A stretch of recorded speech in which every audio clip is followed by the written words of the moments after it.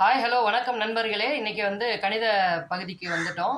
இந்த கணித பகுதியில் என்ன பார்க்க போகிறோம்னா, ஒரு வர்க்கத்துடன், அதாவது ஒரு எண்ணோட வர்க்கத்துடன் அதே எண்ணை கூட்டினால் 182 கிடைக்கும் எனில் அந்த வர்க்கம் என்ன அப்படின்னு கேட்டிருக்காங்க. ஸோ ஒரு நம்பருக்கு அதோட வர்க்கம், அந்த வர்க்கத்து கூட அதையே கூட்டுறோம் அப்படின்னு தான் சொல்லியிருக்காங்க. வர்க்கம்னா என்ன சார் அப்படின்னு கேட்குறீங்களா? ஒன்றுமே இல்லைங்க, ஸ்கொயர். ஒரு நம்பரோட ஸ்கொயர் தான் வர்க்கம் அப்படின்னு சொல்லுவாங்க. அந்த ஸ்கொயர் கூட அதே நம்பரை கூட்டினா 182 கிடைக்குதான். அப்படின்னா அந்த எண் என்ன அப்படின்னு கேட்குறாங்க. அந்த ஸ்கொயரும் என்னன்னு நம்ம கண்டுபிடிச்சிடலாம் ஈஸியாக.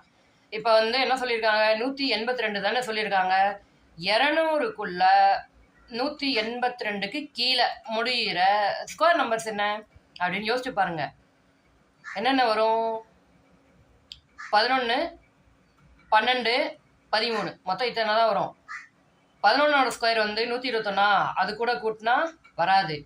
12ஓட ஸ்கொயர் 144, அது கூட கூட்டினா வருமா? வராது. 13ஓட ஸ்கொயர்னா 169, அது கூட 13 கூட்டினா என்ன வந்துடுது? 182 வந்துடுது. ஸோ இதே மாதிரி புத்தம்புது வீடியோக்களுக்கு நம்மளை சப்ஸ்கிரைப் பண்ணி சப்போர்ட் பண்ணுங்க. இந்த மாதிரி நிறைய கணிதம் கேட்டுக்கிட்டு இருக்காங்க இப்போ வர தேர்வுகள்லாம். நீங்கள் கட்டாயமாக ஸ்கொயர் அப்புறம் கியூப் இது எல்லாத்தையும் நீங்கள் படித்து வச்சுக்கணும். நீங்கள் தொடர்ந்து எப்படி படிக்கலாம் அப்படிங்கிறதுக்கான கைடன்ஸ் நான் கொடுக்குறேன். So let's stay tune with me.